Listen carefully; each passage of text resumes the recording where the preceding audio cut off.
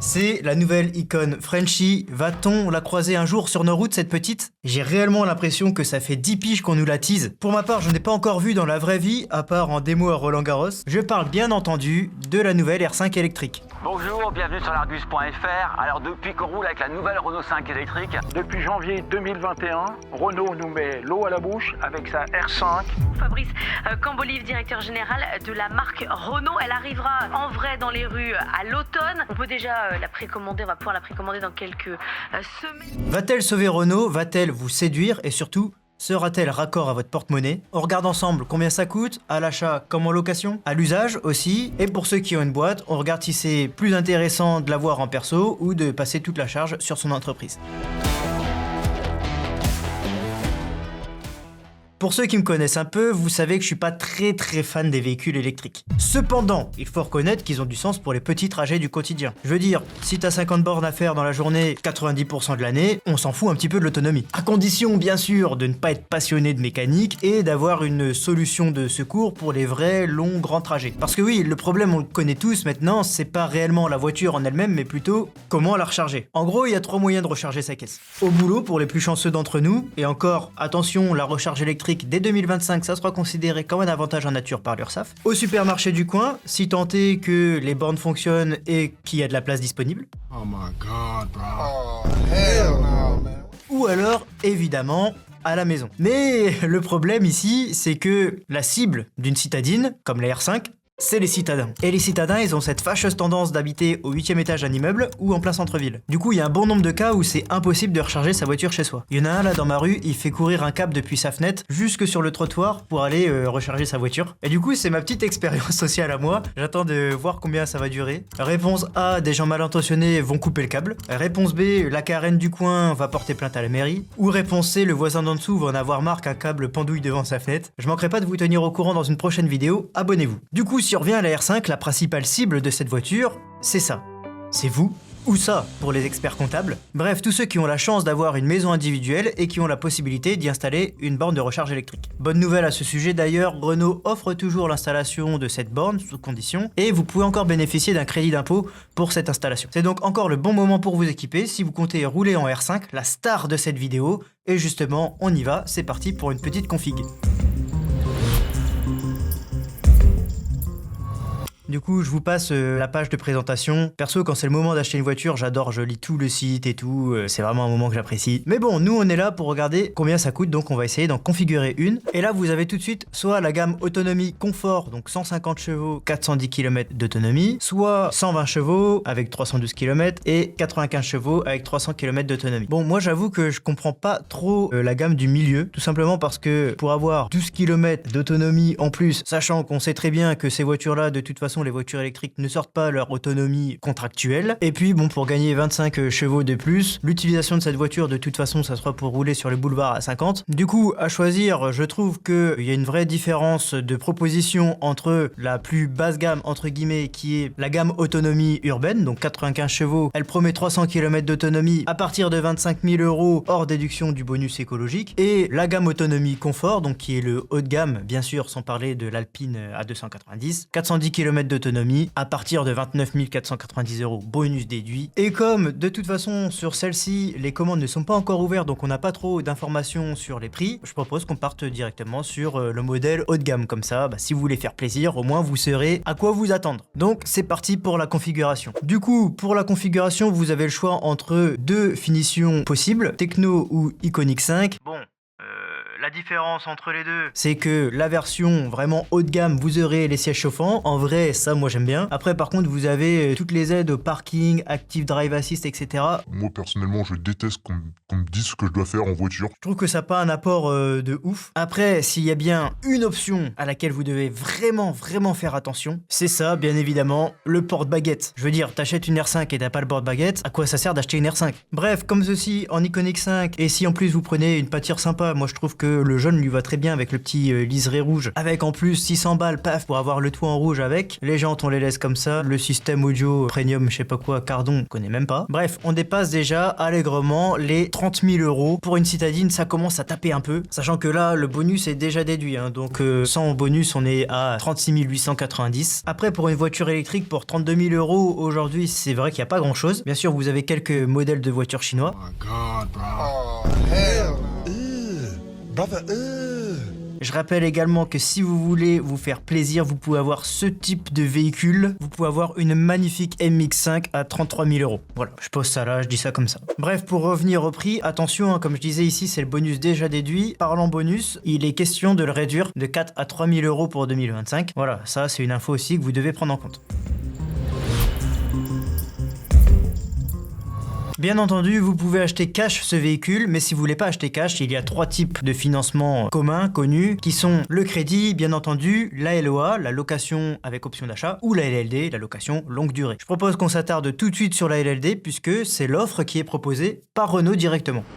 Du coup, sur le modèle haut de gamme, la gamme autonomie confort de 150 chevaux, avec l'option peinture jaune pop, toit étoilé, les jantes en 18, tout ça, on part sur une mensualité de 271 euros par mois. Alors, ils mettent un petit renvoi 18 là, mais j'ai pas trouvé le 18 sur leur site. Donc voilà, ils mettent des petites étoiles, mais il n'y a pas les petites étoiles en info. Passons avec un premier loyer majoré de 4 000 euros, 4 000 euros de bonus écologique et 1 500 euros de prime à la conversion. Alors celle-ci, on va pas la prendre en compte, puisque nous, on va étudier le cas comme si vous louiez votre véhicule pour la première fois et que vous n'avez pas une autre voiture à donner en échange. A noter que cette voiture neuve à l'achat est présentée du coup à 32 490 euros TTC.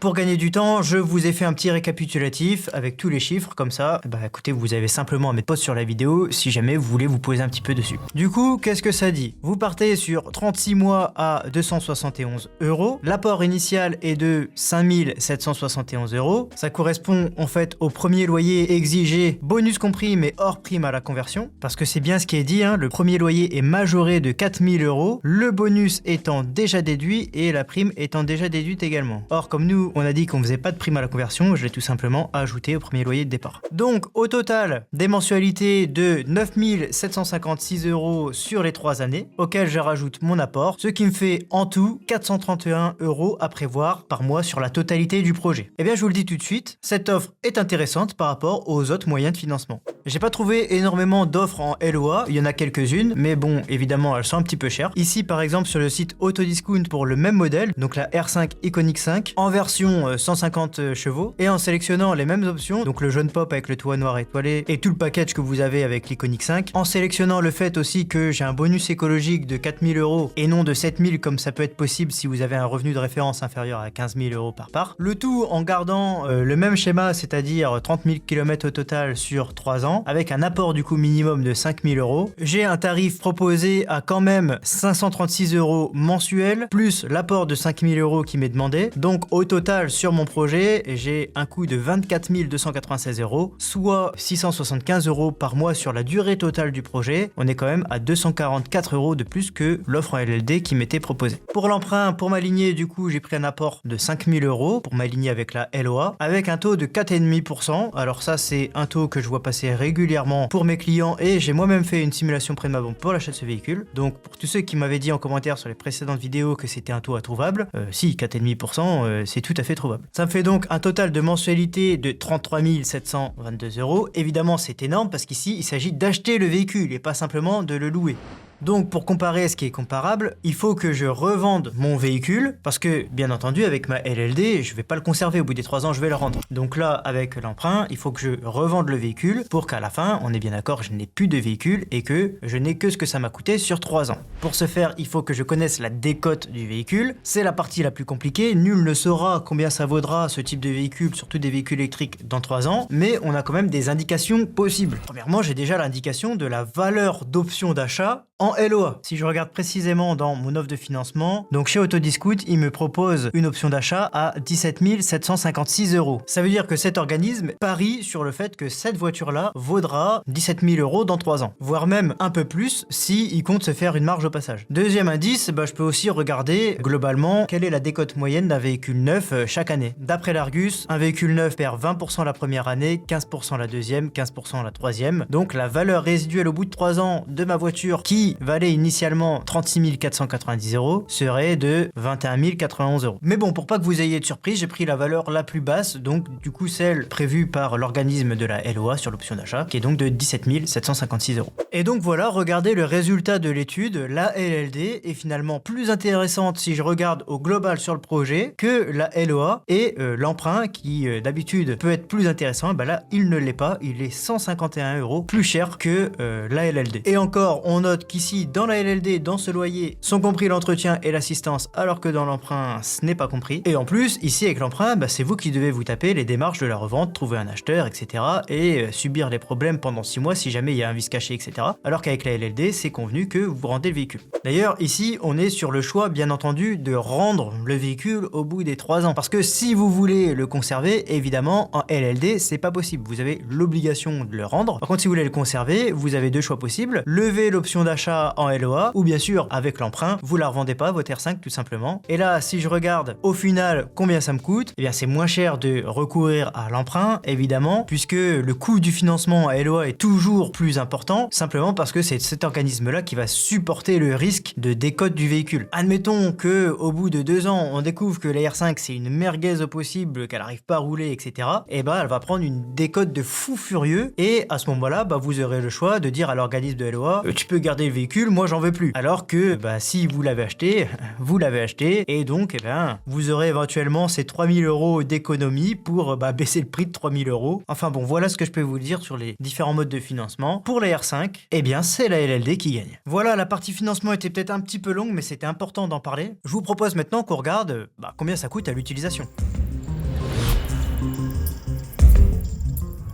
Nous sommes à bord de cette fabuleuse R5, la première chose à faire, c'est l'assurer. Il faudra compter entre 400 et 800 € d'assurance annuelle. J'ai fait un petit devis auprès de mon assureur, et à titre personnel, comme je suis un excellent conducteur évidemment, et que j'ai le bonus maximum possible, j'ai une assurance à 400 € par an, mais voilà, ça pourrait être un petit peu plus élevé si vous êtes jeune conducteur, ou que vous n'avez pas conduit depuis longtemps, ou que vous avez plein d'accidents dans la vie. Au niveau de l'entretien, c'est souvent pour ça qu'on choisit la LLD d'ailleurs, parce que l'entretien est inclus, mais bon, là on parle d'un véhicule neuf, garantie, électrique qui plus est, donc au niveau de l'entretien, en théorie, c'est pas grand chose. D'après mes renseignements, Renault propose une révision à 150 € annuelle. À ceci, il faudra ajouter l'usure des pneus. Alors là, on est sur 30 000 km sur 3 ans, donc en vrai, on n'aurait sûrement pas besoin de changer les pneus. Mais si jamais vous êtes parti sur l'achat et que vous voulez remettre des pneus neufs pour la vente, on va quand même regarder combien ça coûte. On est quand même sur du 18 pouces là, par rapport à la première R5 là où on était avec des toutes petites jantes de 13 pouces. C'est vrai que ça a un petit peu changé. On est sur une monte en 195 55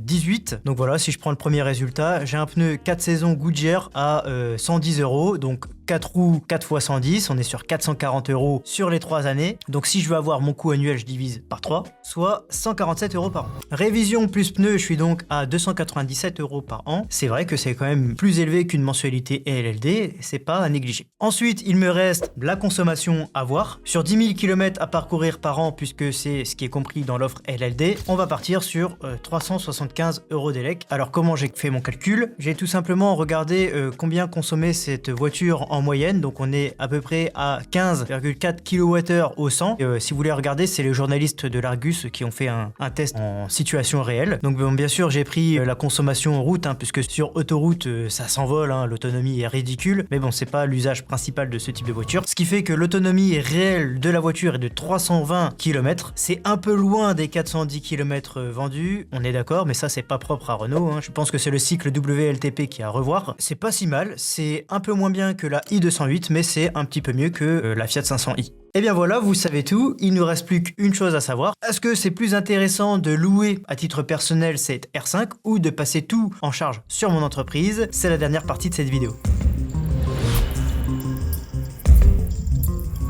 Alors avant de continuer, je voudrais tout de suite faire une petite parenthèse sur la TVA. Il n'y a aucun moyen de la récupérer, même si votre entreprise elle est soumise à TVA. Tout simplement parce que c'est un véhicule particulier, un véhicule de tourisme, et que sur ce type de véhicule, on ne peut pas récupérer la TVA, sauf à ce que cette voiture soit l'objet même de votre activité, donc que vous soyez VTC ou taxi ou ambulancier. Mais hormis ces cas très exceptionnels, ce n'est pas possible de récupérer la TVA. Par contre, c'est bien le prix TTC de l'acquisition ou du loyer qui est déductible de la société. Ici, on va faire l'étude du coup pour la LLD puisque c'est le plus avantageux, on l'a vu tout à l'heure. Et la première solution, la plus simple, c'est de louer le véhicule à titre personnel. Dans cette situation, 100% des frais liés à la R5 sont pour ma pomme. C'est moi qui paye tout, assurance, loyer, entretien, consommation. En échange, il n'y a que les kilomètres que je parcours à titre professionnel pour lesquels je peux justifier le calcul d'indemnité kilométrique. Comment ça se calcule? C'est très simple, on n'invente rien, il y a un barème. Ici, mon véhicule, il fait 5 chevaux, je fais 5000 km à titre pro, donc je fais 5000 fois 63 centimes,6. À ceci, j'ajoute 20% parce que pour les véhicules électriques, j'ai une majoration des ICA de 20%, ce qui me fait donc des indemnités kilométriques de 3816 €, donc que l'entreprise va me verser en remboursement de l'utilisation que j'en fais pour elle. Bien entendu, comme les indemnités kilométriques c'est une charge déductible, je récupère de l'impôt dessus, donc le coût réel pour l'entreprise impôt récupéré est de 2862 € par an. Maintenant, pour moi à titre personnel, je vais donc effectivement recevoir les 3816 € d'indemnité kilométrique que m'a versé l'entreprise. De l'autre côté, je dois payer le loyer de la LLD, donc 8752 € la première année parce que j'avais le premier rapport assez important et ensuite les mensualités sur la deuxième, troisième année. La consommation d'électricité. Chose très importante, le fait que comme j'ai acheté le véhicule à titre personnel, j'ai eu 4000 € de bonus, chose qui n'est pas le cas si je prends une voiture sur la société puisque